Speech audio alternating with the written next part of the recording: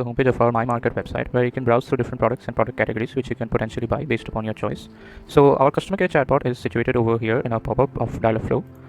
So let's start the chat by saying, hey there.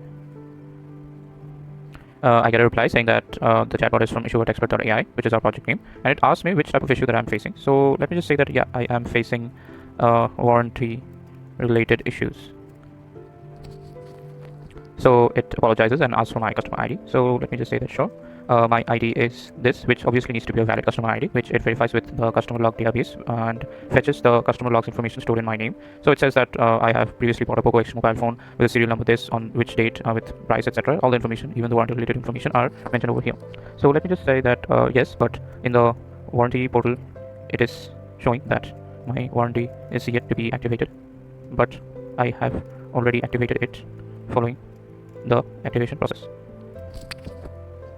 So you can see that it fetches the similar issues that other customers had faced in the past, and says that, yeah, previously one other user had also faced a similar issue with the warranty activation, but it was fixed easily. So then it offers to do it on my behalf. So let me just say that thanks for the help. It's working now.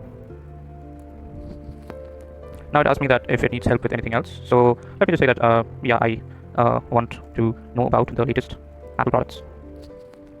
So it wants me to know. It wants me to tell it which product specifically I want to know about. So let me just say that, yeah, can you tell me about the latest iPhone? So it tells me the latest iPhone is iPhone 14, obviously because Gemini had been trained before the iPhone 15 launched. So it gives me the different specs of the iPhone 14. Let me ask what color options are available for this. So it tells me the color options that are available. Let me ask that what's the price of it. And it tells me that. Let me just again ask that are there any budget-friendly options?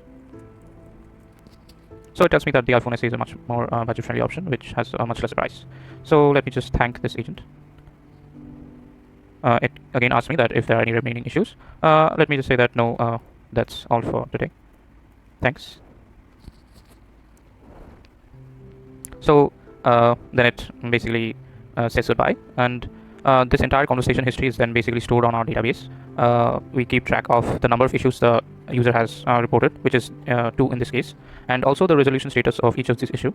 Over here, both of the issues were resolved, so it would be true. Now coming to the policies tab. Here we have a policy support agent as well that basically simplifies the user agreements and privacy policies that you have agreed to. So let's start the conversation by saying that I want to know if Xiaomi will leak my personal data according to the privacy policy of my Poco phone that I've bought.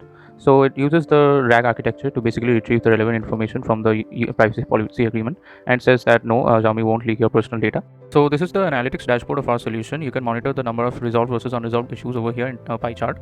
We show the number of issues in each issue category is form of a bar chart, and the line chart is used to show the time-wise analysis of the number of issues reported in each day.